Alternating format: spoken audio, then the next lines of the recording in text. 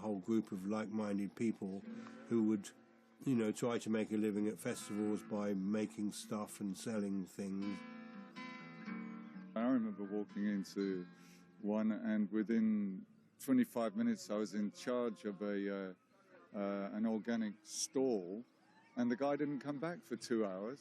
So, I mean, you know, it was like that. You just didn't have like, I'm playing music. It was, you were part of all of it.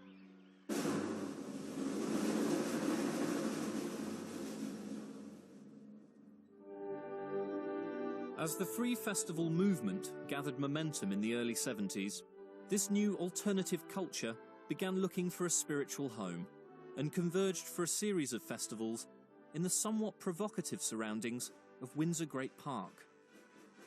The spirit there was quite incredible. It really was. It was just amazing.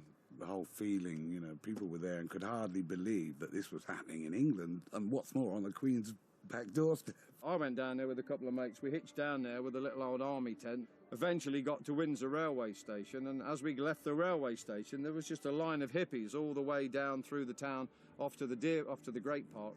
And there were joints going backwards and forwards. You know, you take a puff and pass it on. And as we arrived on the Great Park, there were Hawkwind playing on the grass, you know, and it was like going home.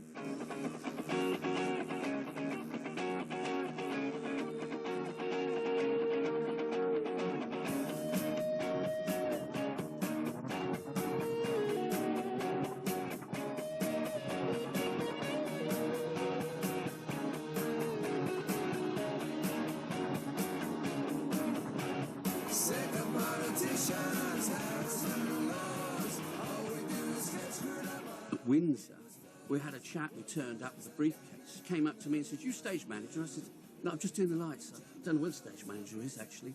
And he said, "Well, I've got this," I said, "I want to give out." And I was going, "Oh, right." And it was as if you could see out across this great swathe of the audience at Windsor. And I was thinking, So I made it, and I said, between numbers, I said, "There's a chap here, it's got some, anybody would like something to get high on, just come to the front of the stage." And there was a huge sort of like, people would start getting up one by one, and then it just got mad, and we had to sort of withdraw, you know. The singer pointed out to the crowd, there was a drug squad officer walking through the crowd. Again, we weren't prepared for the level of response. You know, about 500 people just started moving towards this guy, who promptly legged it, pulled out his radio. What a giveaway. Black Mariah pulled up on the road 200 yards away, and I've never seen anybody cross 200 yards faster in all my life, with sort of 400 irate hippies chasing him. I think Windsor set out to be a carnival festival, but also a political statement. If you want to really get up the nose of the authorities, well, have a carnival in the Queen's back garden. It was very funny, very amusing, but as usual, you know, the pawns got hurt. What had started out as a bit of fun quickly turned sour when in 1974 a bemused government decided they could no longer ignore this growing movement. Obviously somebody had decided that they needed to show the hippies a lesson or two.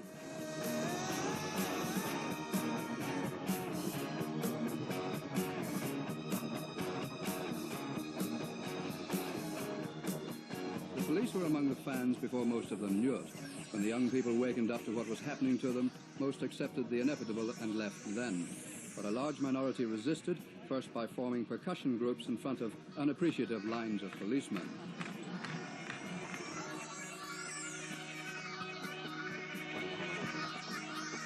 There have been 1,002 other convictions. As a result, both the Berkshire County Council and the Maidenhead and Windsor Borough Council took the view that they had a duty to take all possible steps to prevent a recurrence of such a deplorable event.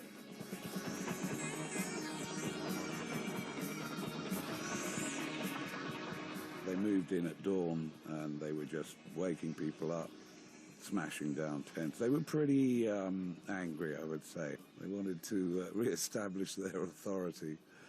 Or perhaps the Queen had said, "Get those squatters out of my garden." So what happened after Windsor was there was a kind of a negotiated deal, because it was obviously realised that they'd gone too far, and they gave us this huge RAF base called Watchfield in 1975.